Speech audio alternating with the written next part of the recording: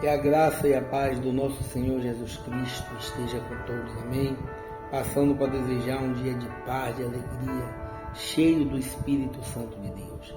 A palavra que vos trago hoje se encontra no livro de Apocalipse, capítulo 21, que vai nos dizer assim: E vi um novo céu e uma nova terra, porque já o primeiro céu e a primeira terra passaram, e o mar já não existe. E eu, João, vi a santa cidade, a nova Jerusalém, que de Deus descia do céu, adereçada como uma esposa, ataviada para o seu marido. E ouvi uma grande voz do céu que dizia: Eis aqui o tabernáculo de Deus com os homens, pois com eles habitará, e eles serão seu povo, e o mesmo Deus estará com eles e será o seu Deus. E Deus limpará de seus olhos toda lágrima, e não haverá mais morte, nem pranto, nem clamor, nem dor, porque já as primeiras coisas são passadas. E o que estava assentado sobre o trono disse: Eis que faço nova todas as coisas. E disse-me: Escreve, porque estas palavras são verdadeiras e fiéis. E disse-me mais: Está cumprido. Eu sou o Alfa e o Ômega, o princípio e o fim. A quem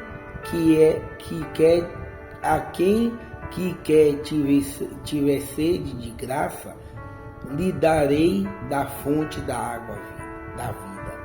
Quem vencer herdará todas as coisas, e eu serei seu Deus, e ele lhe será meu filho. Mas quanto aos tímidos, e aos incrédulos, e aos abomináveis, e aos homicidas, e aos fornicadores, e aos feiticeiros, e aos idólatras, e todos os mentirosos, a sua parte será num lago que arde como fogo e enxofre, o que é a segunda morte. Amém, meus irmãos? Falar do livro de Apocalipse é um livro que, às vezes, nós temos que ter um certo cuidado para que a gente não interprete as palavras que estão aqui neste livro de uma forma errada para passar para as pessoas que estão ouvindo, para passar para pessoas que vai ouvir a mensagem. Mas para que a gente entenda o porquê João está aqui, neste capítulo 21, a gente tem que voltar um pouco e aprender um pouco do apóstolo João. João era um dos discípulos de Jesus Cristo, que ele mesmo vai escrever em uma das passagens do livro dele, que era o que Jesus mais amava. Mas eu creio que Jesus amava todos. Mas João, ele ia além do que os outros não conseguiam ir. Tem uma passagem na Bíblia que a Bíblia vai nos dizer que João, ele inclinava sua cabeça no peito de Jesus. Quando Jesus vai ali chamar Pedro e pergunta se Pedro amava ele por 3 vezes, e Pedro disse que amava, ele agora diz que era para Pedro apacentar as ovelhas, apacentar os cordeiros, e Pedro pergunta: e aquele? O que vai ser dele? Jesus disse: o que te importa?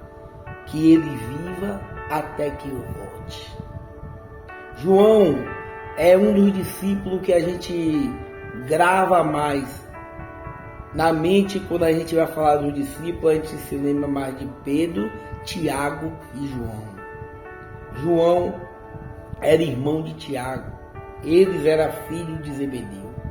E a Bíblia diz que em uma determinada época, aqueles imperadores ali vinham ali fazendo algumas atrocidades com os discípulos, matando os discípulos de uma forma cruel. Uns foi arrastado pela cidade, outros foi decapitado, outros enforcados, outros foram matados a fio da espada, Pedro foi crucificado de cabeça para baixo. Cada um dos discípulos teve uma morte trágica. Cada um dos discípulos, ou aqueles imperadores que estavam ali naquela época, queria fazer um marco para matar os discípulos de Jesus Cristo de uma forma, uma pior mais do que a outra. Mas João, a Bíblia vai dizer que um imperador, ele queria que João negasse Jesus Cristo.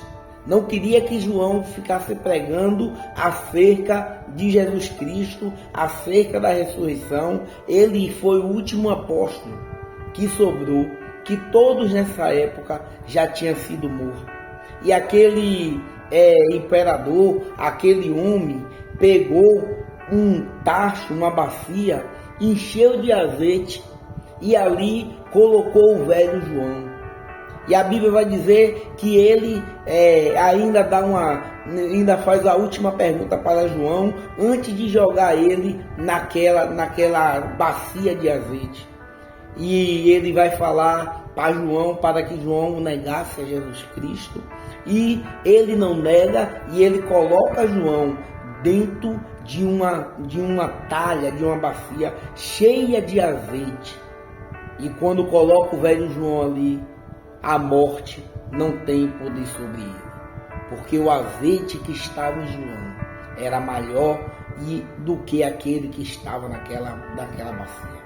Pois bem, naquele tempo existia uma ilha chamada Patmos, que ali era jogado aqueles homens que de alguma forma eles tentavam matar e não conseguia. Eles ali tinham aqueles homens como um semideus. Eles enforcavam alguns homens ali em um pé de árvore, e aquela árvore e a força daqueles homens fazia com que quebrasse o galho e não morria, e ali ele jogava naquela ilha. E jogaram o velho João na ilha de Patmos. E ali, se a gente for voltar no capítulo 1 deste livro de Apocalipse, a gente vai ver que a Bíblia aqui, João vai dizer que ele foi elevado até os céus.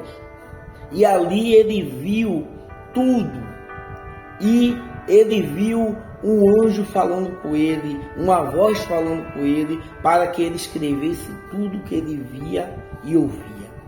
João chega ali em um determinado capítulo daqui de Apocalipse, João vai dizer que ele olha e vê um livro selado por dentro e por fora. E não tinha ninguém digno de abrir, de desatar aquele selo. E João vai dizer, e eu, João, chorei muito. E de repente veio uma voz de um anjo, de um ancião, dizendo, João, não chore.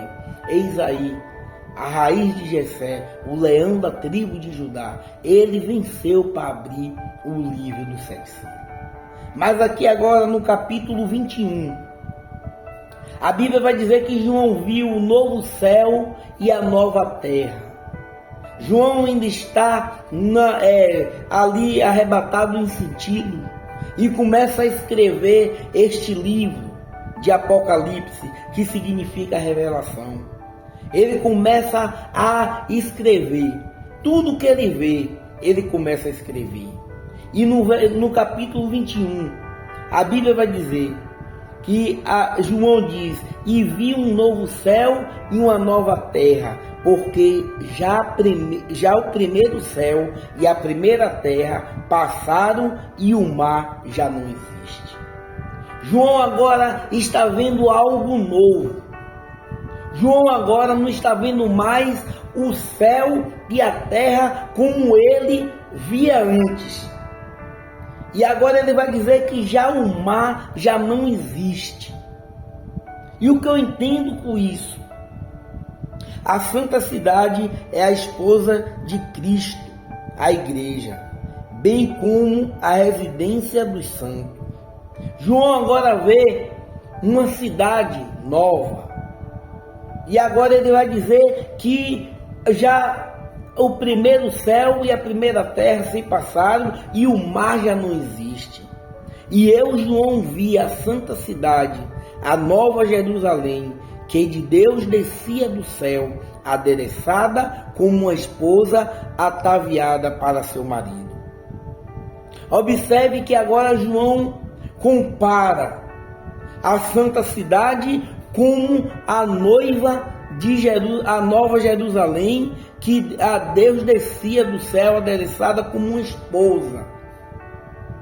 João agora compara a nova cidade que ele vê como uma esposa adereçada para o noivo.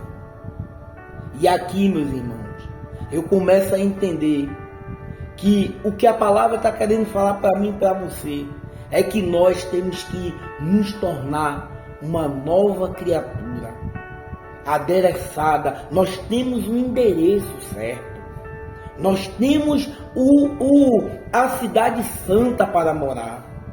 Nós temos que estar com um novo pensamento, porque a gente já conheceu a palavra de Deus, conhece a Cristo, conhece o Espírito Santo. É Ele que faz tudo novo. É Ele que transforma o vil pecador. É pelo sangue de Jesus Cristo que nós somos lavados e remidos dos nossos pecados.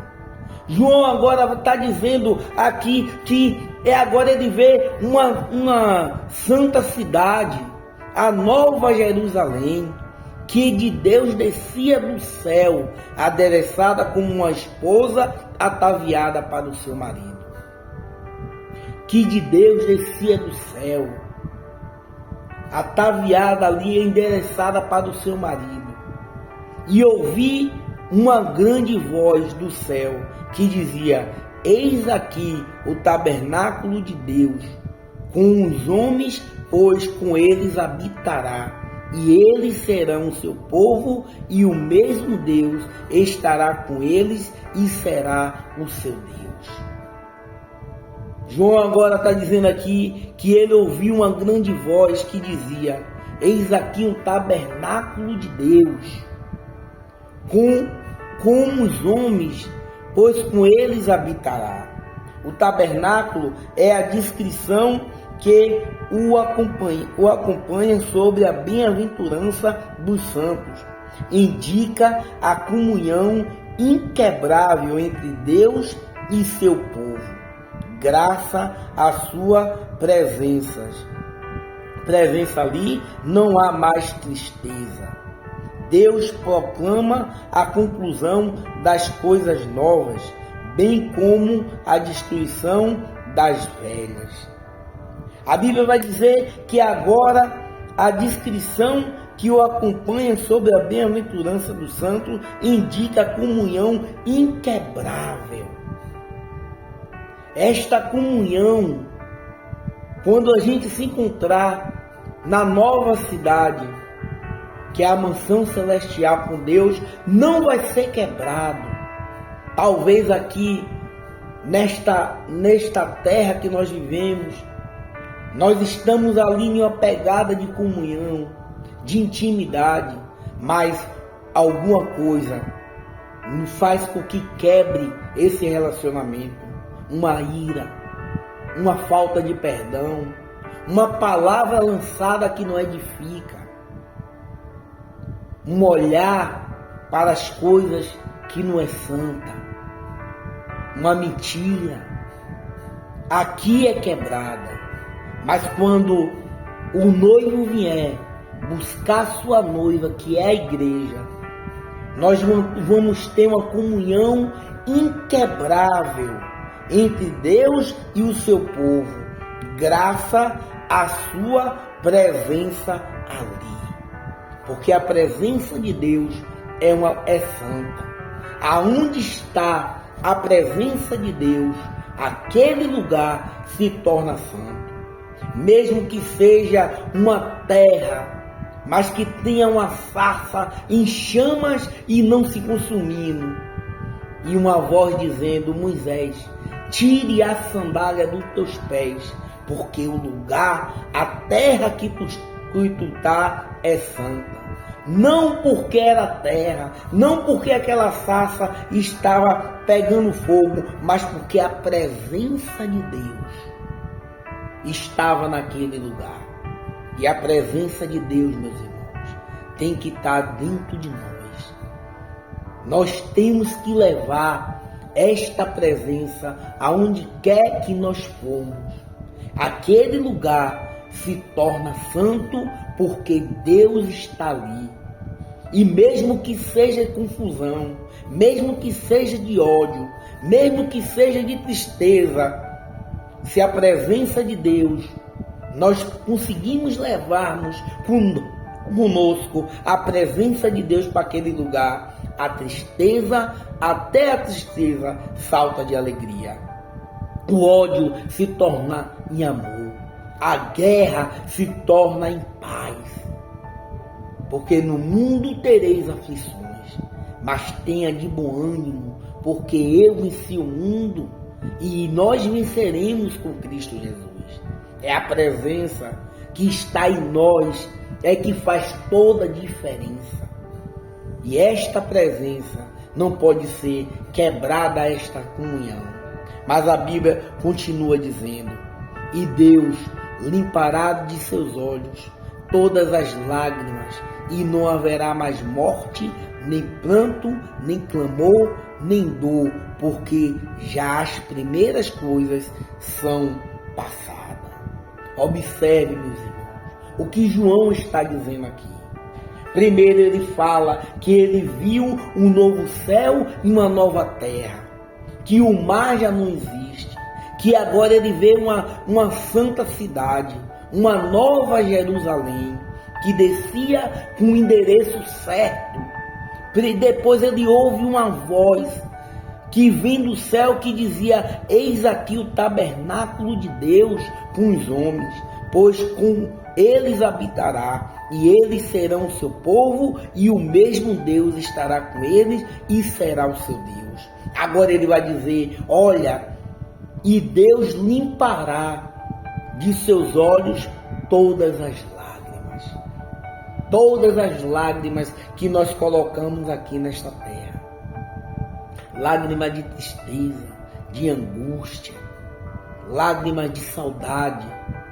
Quando a gente chegar na Nova Jerusalém, quando a gente chegar no tabernáculo de Deus, quando a gente chegar na presença de Deus que é santo, Ele vai enxugar todas as lágrimas, porque é assim que está escrito.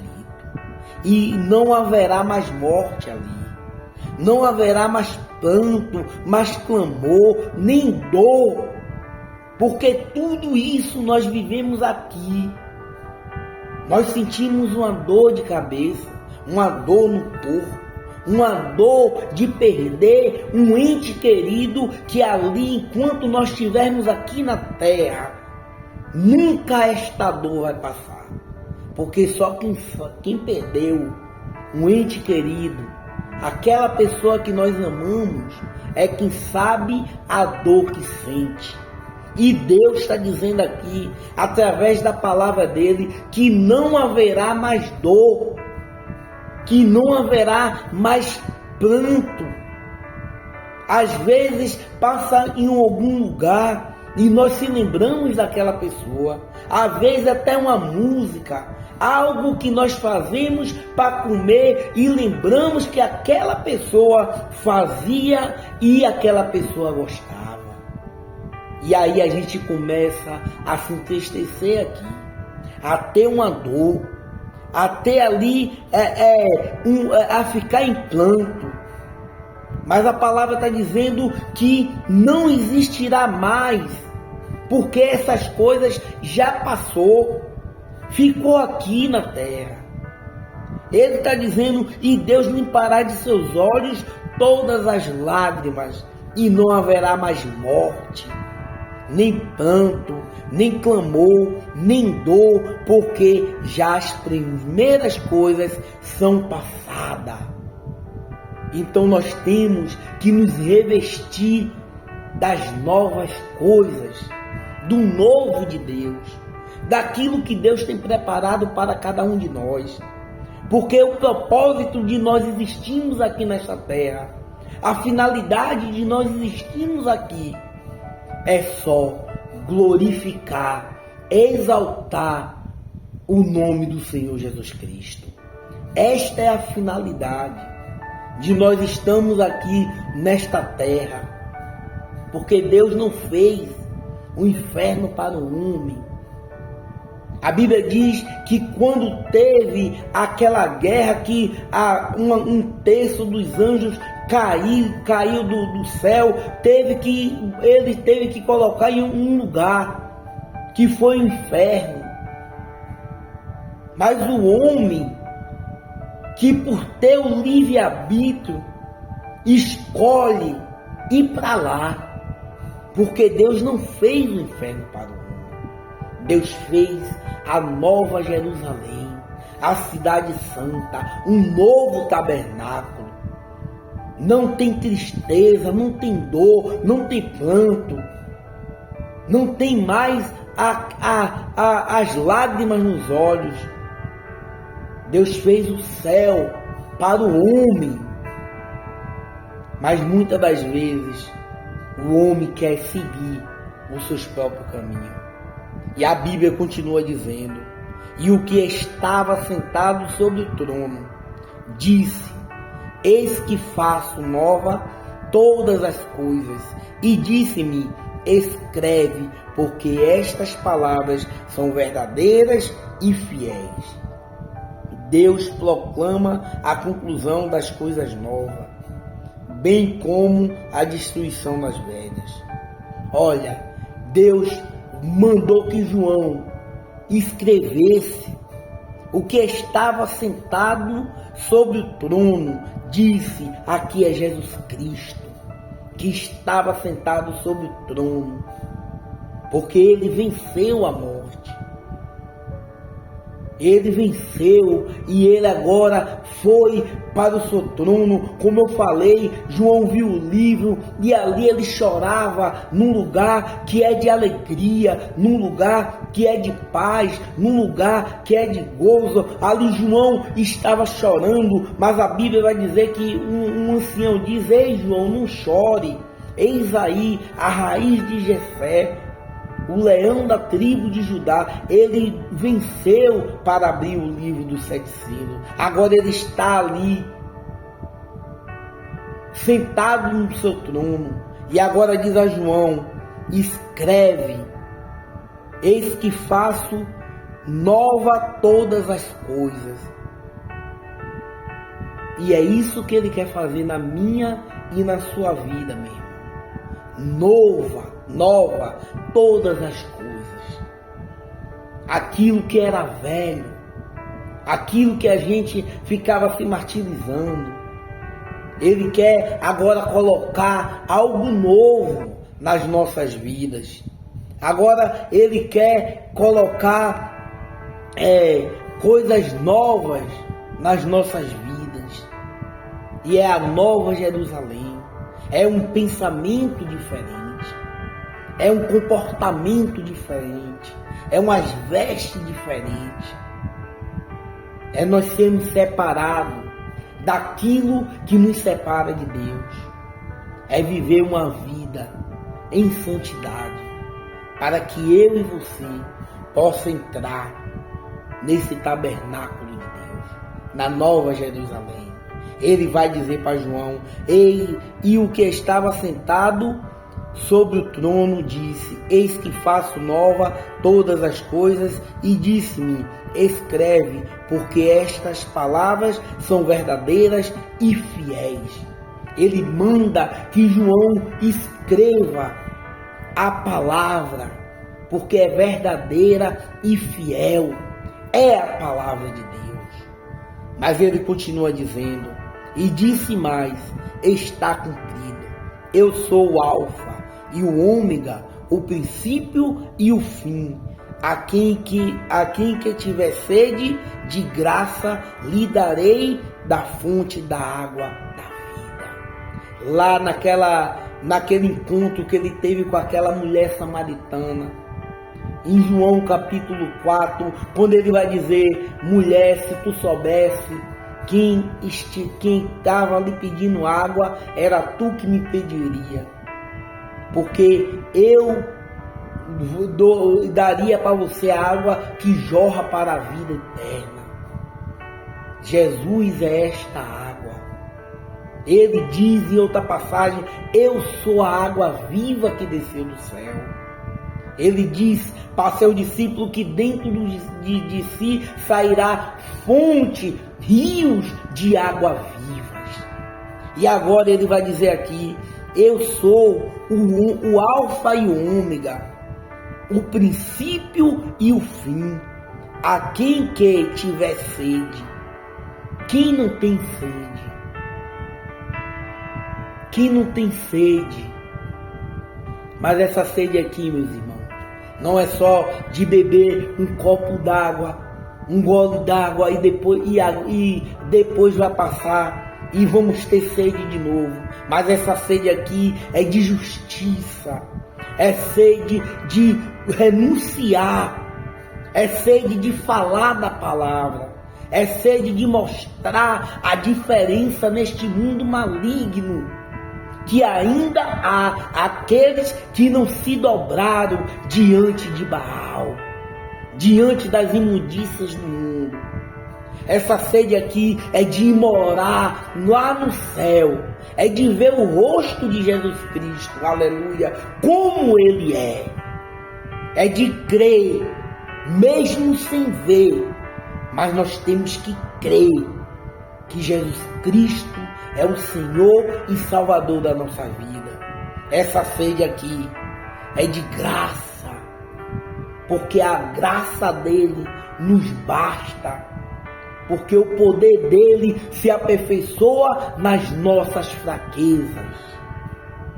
Esta é a sede que nós temos que ter, que só Jesus Cristo pode saciar nossa sede.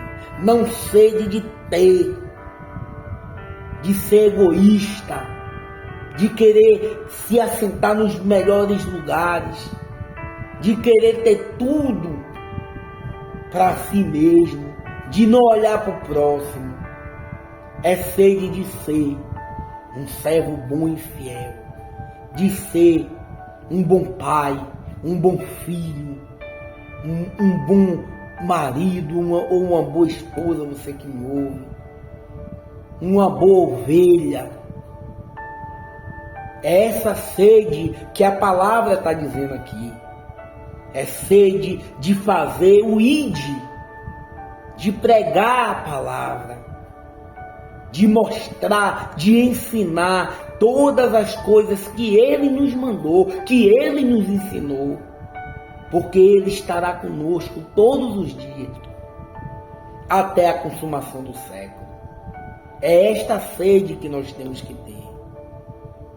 E Ele fala: a quem que tiver sede, de graça lhe darei da fonte da água da vida. Não é pago, não é um favor trocado. Nós não merecíamos nada, mas a misericórdia dele é a causa de não sermos consumidos. É por isso que nós temos que olhar com um olhar de misericórdia para o próximo, porque Jesus Cristo, Deus, nos olhou com esse olhar.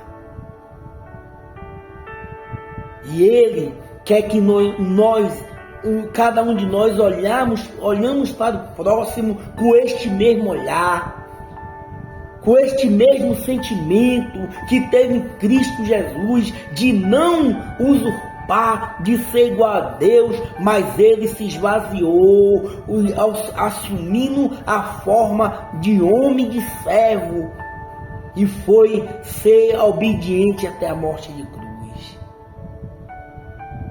É esta a graça que Ele tem que derramar na nossa vida. E Ele diz aqui: de graça lhe darei da fonte da água da vida.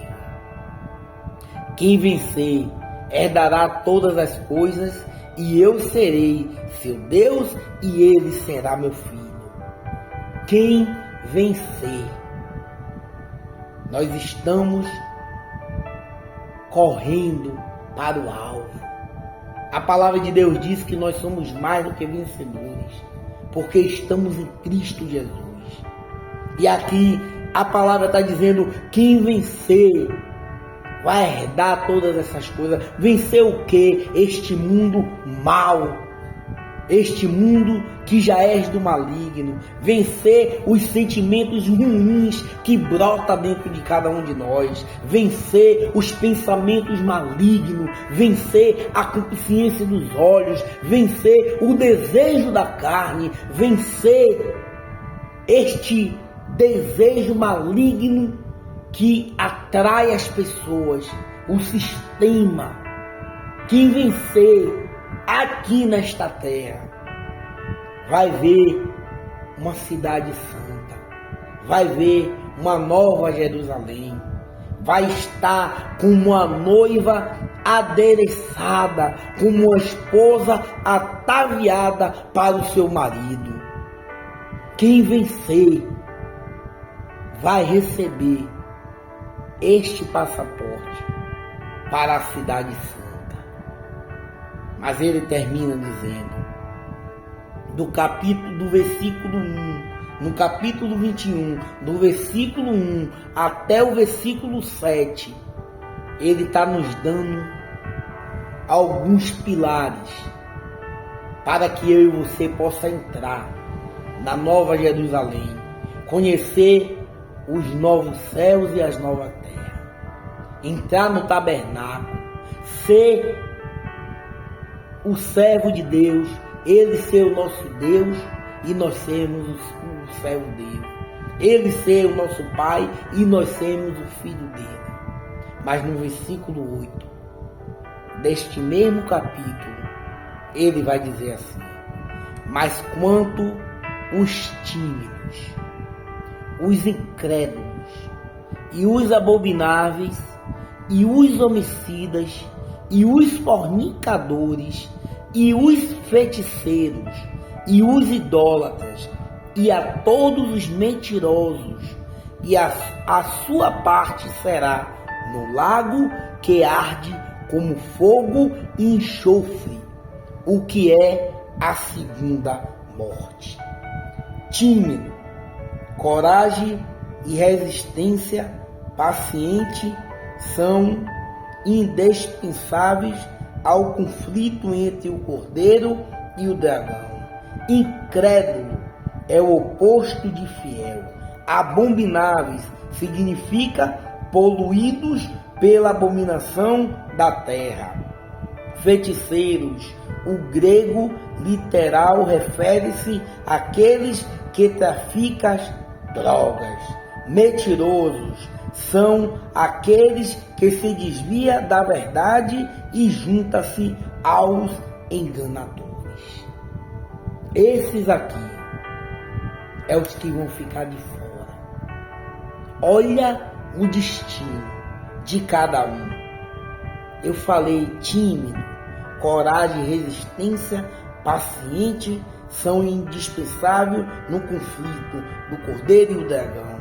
Incrédulo, o oposto de fiel.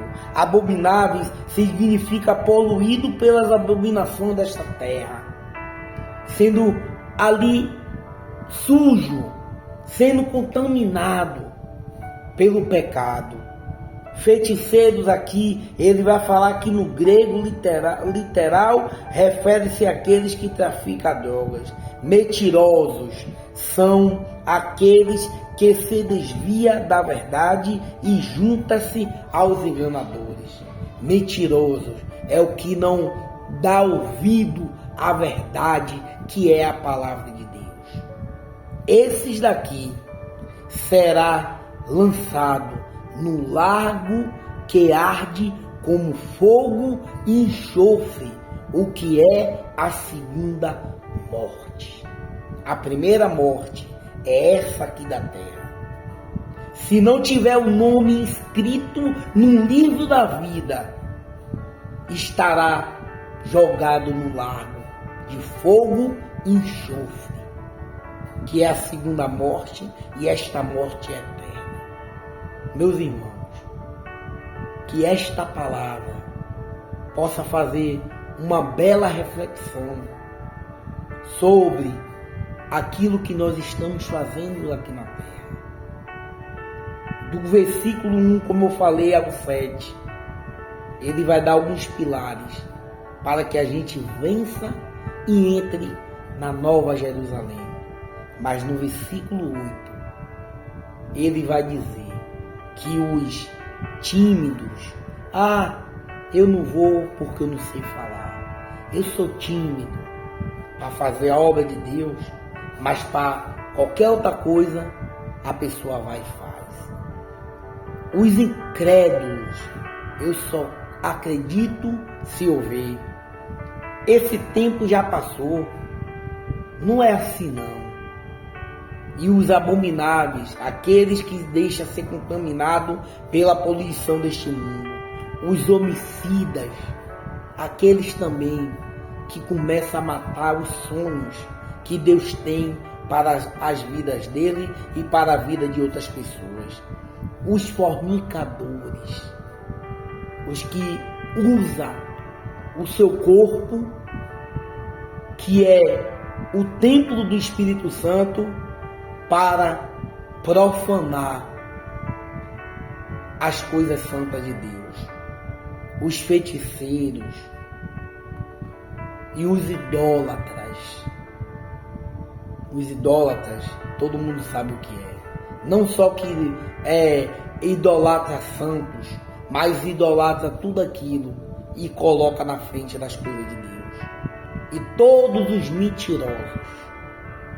Não existe mentira pequena, nem mentira grande, nem omitir,